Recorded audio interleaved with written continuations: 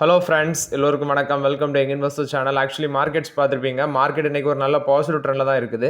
But என்னோட portfolio ஒரு 0.5% அந்த ரேஞ்சில் தான் பாசிட்டிவ் ட்ரெண்டில் இருக்குது. ஒரு 3/4% காலையில் இருந்துச்சு, கடைசியில் ஒரு 0.5% என்னமோ பாசிட்டிவில் இருக்குது.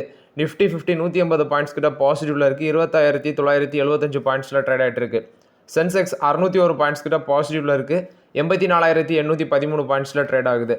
பேங்க் நிஃப்டி 58,106 பாயிண்ட்ஸில் பேங்க் நிஃப்டி ட்ரேட் ஆகுது. 407 பாயிண்ட்ஸ் கிட்ட பேங்க் நிஃப்டி பாசிட்டிவில் இருக்குது. பேங்க் நிஃப்டியில் ஃபெடரல் பேங்க் இன்னைக்கு 2.5% கிட்ட பாசிட்டிவில் இருக்குது. Canara bank 2.5% positive. Bank of Baroda 2.5% positive. Punjab national bank 1.5% positive. State bank of India 1.5% positive. IndusInd bank 1% மேலே பாசிட்டிவில் இருக்குது. HDFC bank, Axis bank, AU small finance bank flat positive. IDFC first bank ஒரு ஃப்ளாட் நெகட்டிவில் இருக்குது. பட் காலத்தால் ஒரு நல்ல பாசிட்டிவ் ரியாக்ஷன் இருந்துச்சு. சவுத் இந்தியன் பேங்கும் ஒரு 2% மேலே பாசிட்டிவில் இருக்குது. என்னட்ட பர்சனலாகட்டும் நிறைய நண்பர் கேட்குறது, ப்ரோ என்ன பண்ணலாம், சவுத் இந்தியன் பேங்க் வந்து வித்துடலாமா, ஃப்ரெண்ட் சர்க்கிள்லையும் கேட்குறாங்க. சவுத் இந்தியன் பேங்க் எக்ஸிட் பண்ணிட்டு எகைன் ஒரு டவுன் ட்ரெண்ட் போகும்போது வாங்கலாமா அப்படிலாம் கேட்குறீங்க. பட் என்னோட கருத்தை நான் ஓப்பனாகவே சொல்லிட்டேன். அதாவது நம்ம கன்சிடர் பண்ணியிருக்கிறோம், ஒரு நல்ல ப்ராஃபிட் ரேஞ்சில் இப்போ இருக்குது. உங்களுக்கு திருப்தினா அதை வந்து எக்ஸிட் பண்ணுங்கள். இல்லை அடுத்தது டவுன் போனால் வலிக்கும் அப்படின்னா அது உங்களோட ஓன் கருத்து. மாதிரி எகைன் மேலே போயிட்டுனா என்கிட்ட வந்து கேட்பாங்க, டவுன் போனாலும் என்கிட்ட வந்து தான் கேட்பாங்க. அதனால ஒரே ஐடியா சொல்லிடணும், உங்களோட own opinion. Kotak Mahindra bank 1.5% நெகட்டிவில் இருக்குது. ஸோ இது வந்து டுடே மார்க்கெட் அப்டேட்ஸு. ஃபஸ்ட்டு பார்த்தீங்கன்னா இந்த லென்ஸ்கார்ட் ஐபிஓ அது வந்து பார்த்தீங்கன்னா டேட் சொல்லியிருக்காங்க. அக்டோபர் 31 ஓப்பன் ஆகி நவம்பர் 4 க்ளோஸ் ஆகுது. ப்ரைஸ் பேண்ட் 382 402 ரூபா வரைக்கும் ப்ரைஸ் பேண்ட் ஃபிக்ஸ் பண்ணியிருக்காங்க. ஃபேஸ் வேல்யூ பார்த்தீங்கன்னா 2 ரூபா வச்சு கொண்டு வராங்க. ஸோ லாட் சைஸில் ஒரு லாட்டில் 37 ஈக்விட்டி ஷேர் வந்து இருக்கும். ஆங்கர் இன்வெஸ்டர்ஸ் அக்டோபர் 30 பார்த்தீங்கன்னா ஆங்கர் இன்வெஸ்டர்ஸ் மூலமாட்ட அக்டோபர் 30 ஃபண்ட் ரைசிங் பண்ணுறாங்க. டோட்டல் இஷ்யூ சைஸ் வந்து 7,278 கோடி எஸ்டிமேட்டட் அந்த ரேஞ்சுக்கு வருது. இதில் ஃப்ரெஷ் இஷ்யூ 2,150 கோடி வருது. இது போக ஆஃபர் ஃபார் சேல் வந்து 5,128 கோடி வருது. 12.75 crores வந்து 12.75 crore share promoter and existing investors வந்து இதில் டைல்யூஷன் பண்ணுறாங்க. ஸோ இது வந்து லென்ஸ்கார்ட் ஐபிஓ ரொம்ப நாள் எதிர்பார்த்தது வந்தாச்சு. இதில் ராதாகிருஷ்ணன் தமானி அவங்க அந்த ஃபவுண்டர் ஆஃப் டிமார்ட், அவங்க 90 கோடி வந்து பார்த்தீங்கன்னா அந்த ஐபிஓவில் இன்வெஸ்ட்மெண்ட் பண்ணுறாங்க. ஸோ இதில் நான் முன்னாடியே சொல்லியிருந்தேன், நேற்றே சொல்லியிருந்தேன், கிரே மார்க்கெட் ப்ரீமியம் வச்சு பார்க்கும்போது ஒரு 28% கிட்ட அரௌண்ட் 30% வரைக்கும் லிஸ்டிங் எண் கிடைக்க சான்ஸ் இருக்குது. நான் கண்டிப்பாக இதை அப்ளை பண்ணுவேன். ஸோ ஓவர்லாட் வந்து பார்த்தீங்கன்னா எம்ப்ளாயீஸுக்கு வந்து 19 rupees per ஷேர் வந்து டிஸ்கவுண்ட் கொடுக்குறாங்க. எம்ப்ளாயீஸுக்கு 19 rupees per ஷேர் வச்சு டிஸ்கவுண்ட் கொடுக்குறாங்க. 2,500 store across India, middle east, south east Asia இங்கே எல்லாமே இருக்குது. நெட் ப்ராஃபிட் ஃபினான்ஷியல் 25ல் 297 கோடி பண்ணியிருக்காங்க. 24ல் 10 கோடி லாஸ்ட்லேருந்து 297 கோடி ப்ராஃபிட் பண்ணியிருக்காங்க. ரெவன்யூ வந்து 6,625 கோடி 22% இயர்-ஆன்-இயர் பேசிஸில் இன்க்ரீஸாக இருக்குது. இதில் யார் யாருக்கு எவ்வளோ லாபம் கிடைக்கும் அந்த ஐபிஎல்னு பார்க்கும்போது ஷார்க் பெயூஸ் பென்சால் இவர் வந்து 2 கோடி ஷேர் வந்து இதில் டைல்யூஷன் பண்ணுறாங்க. ஸோ இவங்களுக்கு வந்து பார்த்தீங்கன்னா 824 கோடி இதில் லாபம் கிடைக்குது. 2,061% இவருக்கு ரிட்டர்ன்ஸ் வருது. இப்போது அந்த ஸ்டேக் வந்து பன்சால் வந்து 8.78% ஸ்டேக்காட்டு குறையும். அந்த ரேஞ்சில் அவர் வந்து ஆஃப்டர் செல்லிங், அதாவது செல் பண்ணதுக்கப்புறம் அவர் அந்த ரேஞ்சில் ஓன் பண்ணுவார் அப்படின்னு சொல்கிறாங்க. இது வந்து எப்படின்னா அவர் இந்த ஷேர் வாங்கும்போது 18.6 rupees அந்த ரேஞ்சில் தான் வாங்கியிருக்காரு. இப்போ பார்த்தீங்கன்னா லிஸ்டிங் வந்து அப்பர் ப்ரைஸ் பேண்ட் 402 ரூபா. ஸோ லிஸ்டிங்லாம் போகும்போது அது எங்கேயோ போகும் அவருக்கு பெனிஃபிட். இப்போ வரைக்கும் பார்க்கும்போது 800 கோடிக்கு மேலே வருது இந்த பென்சாலுக்கு. ஆக்சுவலி இவர் வந்து 2.05 crore ஷேர் செல் பண்ணுறாங்க. நேஹா பென்சால் இவங்க 10.1 lakh ஷேர் வந்து சேல் பண்ணுறாங்க. 40.62 crores வந்து இவங்களுக்கு கிடைக்குது. இவங்க அந்த காஸ்ட் ஆஃப் அக்யூசிஷன் டைமில் 7.60 காசு பெர் ஷேர் வச்சு தான் வாங்கியிருக்காங்க. 5,189% இவங்களுக்கு ரிட்டர்ன்ஸ் கிடைக்குது. நேஹா பென்சால் வந்து 7.17%லேருந்து 7.16% ஸ்டேக்கை குறைக்கிறாங்க. இது போக சுமித் காப்பி இவங்க 28.7 lakh ஷேர் வந்து இந்த ஐபிஎல்ல டைல்யூஷன் பண்ணுறாங்க. இதில் 0.8% ஸ்டேக் வந்து இவங்க ஓன் பண்ணுறாங்க. அதில் சம் பர்சன்டேஜ் டைல்யூஷன் பண்ணுறாங்க. பிஇ நெக்ஸ்ட் விசி ஃபண்ட்ஸு இவங்கெல்லாம் பார்த்தீங்கன்னா சம் பர்சன்டேஜ் வந்து இல்லை டைல்யூஷன் பண்ணுவாங்க அப்படின்னு சொல்லியிருக்கிறாங்க. இந்த ஐபிஓ அப்ளை பண்ணலாமான்னா தாராளமாக அப்ளை பண்ணலாம். ஒரு நல்ல லிஸ்டிங் கிடைக்க சான்ஸ் இருக்குது. டிமார்ட்டோட ஃபவுண்டரே போட்டிருக்காரு. மேபி ஒரு எல்ஜி எலக்ட்ரானிக்ஸ் ஐபிஓ ரேஞ்சு கூட லிஸ்டிங் கிடைக்கும். ஸோ அந்த டைமில் இருக்கிற ஐ திங்க் ஓவர் சப்ஸ்கிரைப் ஆகும். நிறைய பேர் அப்ளை பண்ணுவாங்க. கிடைக்கிறது டவுட் தான். ஸோ நம்ம எதுக்கும் ட்ரை பண்ணி பார்ப்போம்.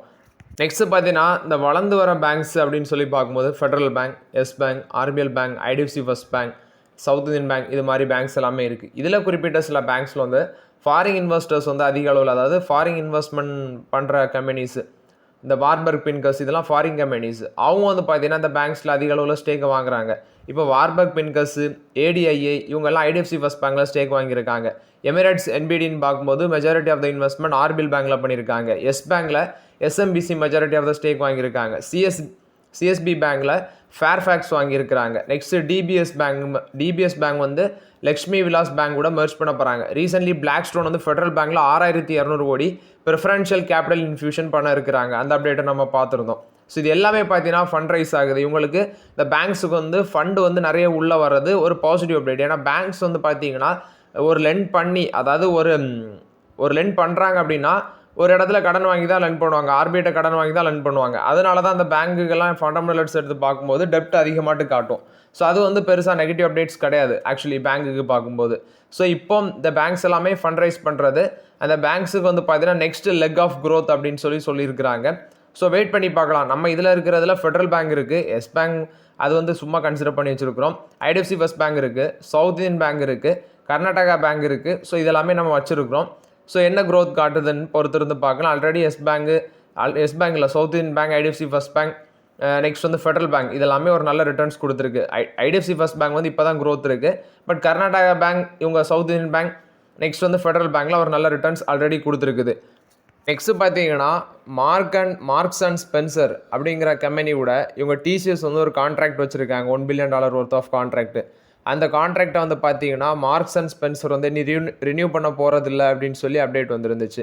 ரீசன்ட் பார்க்கும்போது இந்த சைபர் அட்டாக் நடந்துச்சு, டாடா மோட்டார்ஸ் JLRல ஒரு சைபர் அட்டாக் நடந்துச்சு.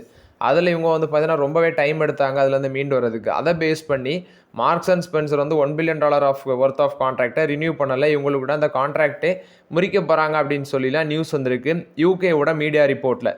நான் டைம்ஸ் ஆஃப் இந்தியாவில் அதை எடுத்து போட்டிருக்காங்க. ஆனால் டிசிஎஸ் வந்து பார்த்தீங்கன்னா அதை மறுப்பு தெரிவிச்சிருக்காங்க. ஸோ நாங்கள் வந்து $1 billion ஒர்த் ஆஃப் கான்ட்ராக்டை வந்து மார்க்ஸ் அண்ட் ஸ்பென்சர் கூட லாஸ் பண்ணல, ஸ்டில் வந்து பார்த்தீங்கன்னா அவங்களோட பார்ட்னர்ஷிப்பில் ஒர்க் பண்ணிட்டு தான் இருக்கும் அப்படின்னு சொல்லியிருக்கிறாங்க. இதாவது மீடியா வந்து பார்த்தீங்கன்னா எல்லா மீடியாவுமே இப்படி தான் பண்ணுறாங்க. ஒரு நியூஸ் வந்து கன்ஃபார்மாக இல்லையான்னு தெரியறதுக்கு முன்னாடி சும்மா எடுத்து வெளியே விட்டுற வேண்டியது, ரெண்டாவது பார்த்தீங்கன்னா மன்னிப்பு கேட்க வேண்டியது. இதுதான் மீடியாஸ்ட்டு இருக்கிற பிரச்சனையே. அது கன்ஃபார்மானு தெரிஞ்சுட்டு அந்த நியூஸை வெளியிடலாம். இப்படி ஒரு பெரிய கம்பெனிஸுக்கு எந்த நிலமைனா சாதாரண மக்களுக்கு என்ன நிலைமைன்னு கொஞ்சம் யோசிச்சு பாருங்கள். நெக்ஸ்ட் பார்த்தீங்கன்னா மோட்டிலால் ஓஸ்வால் வந்து இந்த defence sector stocks Hindustan aeronautics limited, BDL, BEL இந்த கம்பெனிஸுக்கு எல்லாமே சொல்லியிருக்கிறாங்க. Bharat dynamics limited, Hindustan aeronautics limited, Bharat electronics limited. ஏன்னா DAC டிஃபென்ஸ் அக்யூஷன் கவுன்சில் பார்த்தீங்கன்னா சில ப்ராஜெக்ட்ஸுக்கு எல்லாமே அப்ரூவல் கொடுத்துருக்காங்க. அதை பேஸ் பண்ணி டார்கெட் ப்ரைஸை ஹைக் பண்ணுறாங்க. இப்போ BELக்கு $490 டார்கெட் ப்ரைஸ் சொல்கிறாங்க. ஹிந்துஸ்தான் ஏரோநாட்டிக்ஸ் லிமிடெடுக்கு $5800 சொல்கிறாங்க, 21% மேலே போகும்னு சொல்கிறாங்க. பாரத் டைனமிக்ஸ் லிமிடெடுக்கு 23% மேலே போகும். பைக்கால் $1900 டார்கெட் ப்ரைஸ் சொல்கிறாங்க. இது டிஃபென்ஸ் செக்டருக்கு மோட்டிலால் ஓஸ்வால் இந்த அப்டேட்டை ஷேர் பண்ணியிருக்கிறாங்க. நெக்ஸ்ட் பார்த்தீங்கன்னா கோட்டக் மஹிந்திரா பேங்க். ஸோ அந்த கோட்டக் மஹிந்திரா பேங்க்கு பார்த்தீங்கன்னா அனாலிஸ்ட் வந்து டவுன் கிரேட் பண்ணுறாங்க. அதோட வேல்யூஷன் வச்சு பார்க்கும்போது நியர்லி 65%, 43 அனாலிஸ்ட்டில் 65% வந்து இந்த ஸ்டாக்குக்கு பார்த்தீங்கன்னா செப்டம்பர் குவார்டர் ரிசல்ட்ஸை வச்சு பைக்கால் கொடுத்தாலுமே மோஸ்ட்லி சில பேர் வந்து பார்த்தீங்கன்னா ஹோல்ட் அண்ட் செல் கால் கொடுக்குறாங்க. ஃபஸ்ட்டு JM ஃபினான்ஷியல் என்ன சொல்கிறாங்கன்னா இதுக்கு வந்து டவுன்கிரேட் பண்ணுறாங்க, ஹோல்டிலேருந்து ரெடியூஸுக்கு டவுன்கிரேட் பண்ணுறாங்க. டார்கெட் ப்ரைஸை $2100 தான் வச்சுருக்காங்க, அன்சேஞ்சாக தான் இருக்குது. ஜெஃப்ரிஸ் வந்து $2250 target price. IC securities, Dolat Capital, Yes research அவங்களும் அதே ஸ்டாண்டில் தான் இருக்கிறாங்க. மார்கன் ஸ்டான்லி என்ன பண்ணுறாங்கன்னா ஓவர்வேட் ரேட்டிங் கொடுக்குறாங்க, $2600 டார்கெட் ப்ரைஸ் சொல்கிறாங்க. இது வந்து கோட்டக் மஹிந்திரா பேங்கை பொறுத்த வரைக்கும் அப்டேட்டு. நெக்ஸ்ட் எஸ் பேங்கில் வந்து update. Sumitomo global CEO Toru Nakashima இவர் என்ன சொல்கிறாருன்னா அந்த பேங்கோட எம்ப்ளாயிஸ், குறிப்பாக எஸ் பேங்கோட எம்ப்ளாயிஸ் பயப்பட தேவையில்லை, உங்களுக்கு ஜாப் செக்யூரிட்டி கண்டிப்பாக இருக்கும், அந்த அஷூரன்ஸ் நாங்கள் கொடுக்குறோம். ஸோ அந்த ஸ்டேக் அக்யூஷன் பண்ணதுக்கப்புறம் எஸ் பேங்கோட எம்ப்ளாயிஸ் பயப்பட தேவையில்லை, உங்களுக்கான ஜாப் அஷூரன்ஸ் கண்டிப்பாக உண்டு அப்படின்னு சொல்லியிருக்கிறாங்க. இது எஸ் பேங்கை பொறுத்த வரைக்கும் அப்டேட்டு. நெக்ஸ்ட் சிரோதா பார்த்தீங்கன்னா யூஎஸ் ஸ்டாக்குக்கு அந்த ட்ரேடிங்கான கிஃப்ட் சிட்டியை வந்து நாங்கள் லான்ச் பண்ணோம் அப்படின்னு சொல்லி அப்டேட் கொடுத்துருக்காங்க. Q1 லான்ச் பண்ணோன்னு சொல்கிறாங்க. இது வந்து யூஎஸ் ஸ்டாக் மார்க்கெட் இன்வெஸ்ட்மெண்ட் எல்லாமே அந்த ஆஃபர் ப்ரொவைட் பண்ணுவாங்க, அதாவது நெக்ஸ்ட் குவார்ட்டர்லேருந்து ப்ரொவைட் பண்ணுவோன்னு சொல்லியிருக்காங்க. இது ஜிரோதாவோட CEO இருக்கிற நிதின் காமத் தான் அந்த அப்டேட்டை ஷேர் பண்ணியிருக்காங்க. இது ஜிரோதா கொடுத்த அப்டேட்டு. முத்தூட் மைக்ரோஃபின் வந்து பார்த்தீங்கன்னா 375 கோடி பாண்ட் இஷ்யூன்ஸ் மூலமாக ரைஸ் பண்ண போகிறதாட்டு சொல்லியிருக்கிறாங்க. ஸோ இது வந்து முத்தூட் மைக்ரோஃபின் கார்ப் கொடுத்த அப்டேட்டு. $15 மில்லியன் வந்து இந்த ஃபண்ட் ரைசிங் பண்ணுறதுக்கு முடிவு எடுத்திருக்காங்க. இது வந்து ப்ளூ ஆர்ச்சர்ட் அது மாதிரி இன்வெஸ்டர்ஸ் மூலமாட்டு ரைஸ் பண்ணுவாங்க அப்படின்னு சொல்லியிருக்காங்க. இது முத்தூட் மைக்ரோஃபின் கார்ப் கொடுத்த அப்டேட்டு. வேர் எனர்ஜிஸோட ஷேர் ப்ரைஸ் கிட்டத்தட்ட 17,840 கோடி ஒர்த் ஆஃப் ஷேர் வந்து பார்த்தீங்கன்னா அந்த share holder login period end ஆகுது. இப்போ அவங்க வந்து பார்த்தீங்கன்னா ட்ரேடிங்க்கு ஃப்ரீயப் ஆவாங்க. இது வந்து வேர் எனர்ஜிஸ் லிமிடெட் கொடுத்த அப்டேட்டு. நெக்ஸ்ட் பார்த்தீங்கன்னா சுமிட்டோமோ கெமிக்கல் அதோட ரிசல்ட்ஸ் ஆக்சுவலி ப்ராஃபிட் வந்து 7.5% விழுந்திருக்கு, 178 கோடியாக இருக்குது. ரெவன்யூ 6% விழுந்திருக்கு, 930 கோடி. எபிட்டா 11.1% விழுந்திருக்கு, 218 கோடி. மார்ஜின் 23.4% இருக்குது. ஆக்சுவலி அதுவும் அடி வாங்கியிருக்குது. சுப்ரீம் இண்டஸ்ட்ரீஸோட நெட் ப்ராஃபிட் இந்த குவார்டர் ரிசல்ட்ஸில் 20.3% விழுந்திருக்கு, 165 கோடியாக இருக்குது. 11 ரூபா டிவிடன் அனௌன்ஸ்மெண்ட் பண்ணியிருக்காங்க. ரெவன்யூ 5.3% விழுந்திருக்கு, இன்க்ரீஸ் ஆயிருக்கு, 2394 கோடியாக இருக்குது. எபிட்டா 6% விழுந்திருக்கு, 297 கோடி. மார்ஜின் 12.4% ஆட்டு குறைஞ்சிருக்கு.